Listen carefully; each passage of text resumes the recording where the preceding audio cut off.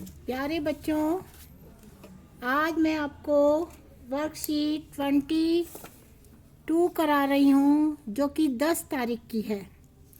इस वर्कशीट में आपको घूर्णन सममिति के बारे में बताया जाएगा। अभी तक तो आपने इससे पहले सममिति के बारे में बताया था कि किसी भी रेखा को मोड़ने पर यदि वो एक के ऊपर एक कोई भी चीज़ हो जाती है तो वो वस्तु सममित कहलाती है। अब मान लीजिए किसी भी चीज़ को हम इस तरीके से घुमा रहे हैं कि वे पहले ही वाली पोजीशन में आ जाए, तो इस तरह की सममिति को हम घूर्णन सममिति कहते हैं।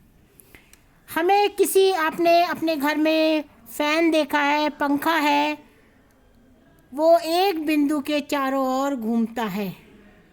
उसमें 3 पंखुड़ियाँ हैं तो 3 बार वो एक ही पोजीशन में आ जाता है और जो उसको हम घूर्णन सममिति कहते हैं। घूर्णन के दौरान घूमे गए कोण को घूर्णन कोण कहलाता है। आपने घड़ी देखी है, घड़ी की सुई जिस दिशा में घूमती है उसको हम क्लॉकवाइज या दक्षिणावर्त कहते हैं, और अपोजिट साइड में यदि आप घुमाते हैं तो उसको एंटी क्लॉकवाइज या वामावर्त कहलाता है। अब मैं कुछ एग्जाम्पल के माध्यम से आपको घूर्णन सममिति को बिल्कुल क्लियर कर रही हूँ। जैसे पहला सवाल है, आओ अभ्यास करें। एक आपको त्रिभुज दे रखा है, ये बेटे समबाहु त्रिभुज है। ये आपको एक त्रिभुज दिया हुआ है, ये दिखाई दे रहा है, मैंने एक त्रिभुज बनाया है, समबाहु त्रिभुज है। इसको आप इस तरीके से मोड़ रहे हैं तो ये एक के ऊपर एक आ जाता है। तो जो ऐसे मोड़ रहे हैं तो इन दोनों का जो कटान बिंदु कहलाता है वो घूर्णन का केंद्र होता है। तो ये आपका क्या हो गया, घूर्णन का केंद्र हो गया, ये वाला। अब हमें इस केंद्र पर घुमाना है।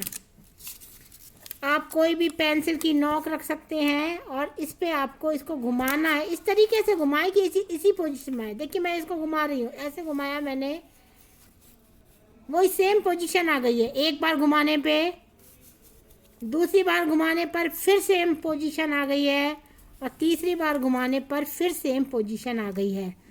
तो इस तरह की सममिति को हम घूर्णन सममिति कहते हैं। तो जो पहला सवाल है, एक से अधिक क्रम की घूर्णन सममिति बताइए। एक से अधिक, ये वाला जो वृत्त है इसमें घूर्णन सममिति एक से अधिक है, बार बार अपनी पोजीशन में आ जाएगा। त्रिभुज को 3 बार घुमाने पर वो अपनी पोजीशन पे आ जाता है। तो ये इसमें जो घूर्णन सममिति है वो एक से अधिक, दैट मीन्स घूर्णन जो सममिति का क्रम है वो 3 है। आप इस तरीके का एक कोई भी बनाइए, उसको आप घुमाइए, केवल एक बार में आएगा, तो ये एक से अधिक घूर्णन सममिति नहीं है। डी वाला आप इसको ऐसे घुमाएंगे, एक बार आ जाएगा, फिर ऐसे घुमाएंगे तो वो 2 बार आ जाएगा, तो ये भी घूर्णन सममिति एक से अधिक है। ये भी 3 बार होगी और ये आपकी 4 बार होगी। आप करके खुद एक्टिविटी करके देख सकते हैं। तो किसमें घूर्णन सममिति एक से अधिक है? एक ए हो गया, एक बी, एक डी और एक ई एंड एक एफ। अब आइए, प्रत्येक आकृति में घूर्णन सममिति का क्रम बनाना है। बच्चों ये फिगर है, जैसे ये एक ऐसे बनी हुई है, ये इसको ऐसे घुमाते चलिए, कब ये इस पोजीशन में आ जाएगी? ये 2 बार आएगी। घूर्णन सममिति का क्रम इसका हो जाएगा 2। इसको भी हम 2 बार कर सकते हैं। ये त्रिभुज मैंने अभी आपको समझाया, देखिए मैं दिखा रही हूँ, देखिए इसके पॉइंट दे रही हूँ। ये है, इसको मैं घुमा रही हूँ बेटे, एक बार घुमाया, एक पोजीशन में आ गया है ना, यहाँ आ गया, फिर एक बार घुमाया, दूसरा पोजीशन में आ गया, फिर तीसरी वाली बार घुमाने पे वो अपनी ओरिजिनल पोजीशन में आ जाता है। तो इसमें घूर्णन सममिति का जो क्रम है वो 3 हुआ। इसमें कितना हो जाएगा 3। ये इस तरीके की फिगर है, इसमें 4 चीज़ें हैं जो बराबर बराबर है, तो ये 4 बार घुमाने पर 4 बार इसकी जो हो जाएगी घूर्णन सममिति का क्रम हो जाएगा। ऐसे ही इस वाली फिगर का भी घूर्णन सममिति का क्रम 4 होगा, 1 2 3 4। एक बार घुमाने पे अपनी पोजीशन पे आ जाएगा, दूसरी में भी फिर वही स्थिति आ जाएगी, तीसरी और चौथी में भी। पंचभुज जितनी भुजाएं होती हैं उतना ही क्रम होगा। 5 है ना इसमें, 1 2 3 4 5, तो ये 5 बार या जितने भी इसके शीर्ष हैं 5 शीर्ष हैं, तो ये 5 इसकी घूर्णन सममिति का क्रम होगा। इसमें कितने कोने 1 2 3 4 5 6 हैं, तो ये 6 बार घुमाने पर 6 बार अपनी स्थिति में आ जाएगा। एक पूरा चक्कर लगाने में जितनी बार वो अपनी स्थिति में आ जाता है उसको हम घूर्णन सममिति का क्रम कहते हैं। तो एक पूरा चक्कर लगाने में ये 6 बार अपनी स्थिति में सेम स्थिति में आता है, तो इसका क्रम क्या हो जाएगा 6। इसी तरीके से ये एक फिगर बनाई गई है, पहले हम इसको यूँ रोटेट करें तब अपनी पोजीशन में आ जाएगा। इस तरीके से ये 3 बार अपनी पोजीशन में आ जाएगा, तो इसके जो घूर्णन सममिति का जो क्रम होगा वो क्या कहलाएगा 3 होगा। इसी तरीके से मान लीजिए मैंने एक ये वर्ग बनाया है बच्चों, वर्ग दिख रहा है, इसका केंद्र क्या होगा,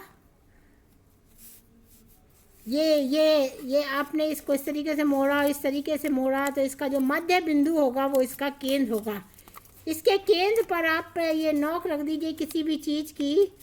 देखिए ये मैंने रखी है, आपको दिखाई नहीं दे रहा, मैं ये हटाऊंगी, जब आपको दिखाई देगा तब मैं आपको क्लियर करूंगी। देखिए क्लियर नहीं हो रहा बेटे, ये फ़ोटो क्लियर नहीं हो पा रही है, ऐसे रख कर ही हो रही है, तो रख कर ही करते हैं। तो ये है, ये दिखे, ठीक है। इसमें ये पहला है, मैं देखो आपको समझा रही हूँ, सेकंड कोना है, ये थर्ड है और ये फोर्थ है, ठीक। अब हम देखो बेटे इसको घुमाते हैं, यहाँ से शुरू करें घुमाना, उसी पोजीशन में आ गया, बिल्कुल सेम ही डायग्राम बन रहा है। एक बार फिर और घुमाया, दूसरी बार फिर भी वही बन रहा है, फिर हमने तीसरी बार घुमाया, तीसरी बार भी वही बन रहा है, फिर हमने चौथी बार घुमाया, एक पूरा चक्कर ले आए, जो कि पहले 1 यहाँ था अब भी नहीं है, तब भी वो ही आपको चित्र दिखाई दे रहा है। तो यहाँ पे जो घूर्णन सममिति का क्रम होगा वो कितना होगा बच्चों 4 होगा। अब इसमें थोड़ा सा और है कि घूर्णन का कोण क्या होगा। घूर्णन का कोण कितनी बार घुमाने पे वो अपनी पोजीशन पे आ जाता है। ये 90 डिग्री के हम घुमा रहे हैं तो ये अपनी पोजीशन पे आ जा रहा है, तो यहाँ पे घूर्णन का कोण क्या होगा 90 होगा। और अब मान लीजिए ये जो पंखा होता है, आप फैन होता है, उसका घूर्णन का क्रम 3 है, तो 360 को आप 3 से डिवाइड कर दीजिए। पूरा चक्कर लगाने में 360 का कोण बनता है, क्योंकि घूर्णन सममिति का क्रम 3 है, 360 को आप 3 से डिवाइड कर दीजिए, तो उसका जो कोण आ जाएगा वो 120 आ जाएगा। अब इस वर्कशीट में थोड़ा सा और दे रखा है आपको कि ये दिया हुआ है, एक आधे या अर्ध चक्कर में घूर्णन का कोण क्या होगा। आधे चक्कर में, पूरे चक्कर में होता है 360, तो आधे चक्कर में बच्चों होगा 180 डिग्री। 1/4 चक्कर में, पूरे चक्कर में होता है 360, तो 1/4 1/4 में कितने का एंगल बनता है 1/4 में, 1/4 ऐसा होगा ना, तो ये कितने का एंगल होगा 90 डिग्री का। तो घूर्णन कोण का मान क्या होगा 90 डिग्री का होगा। किसी भी समबाहुभुज की जितनी सममित रेखाएं होती हैं, जितनी उसकी भुजाएं होती हैं, किसी भी मैंने पहले ही बताया, समभुज की जितनी सममित रेखाएं होंगी उतनी ही भुजाएं होंगी और उतनी ही उसमें घूर्णन सममिति का क्रम होगा। तो आप ये वर्कशीट करेंगे 23। थैंक यू बच्चों।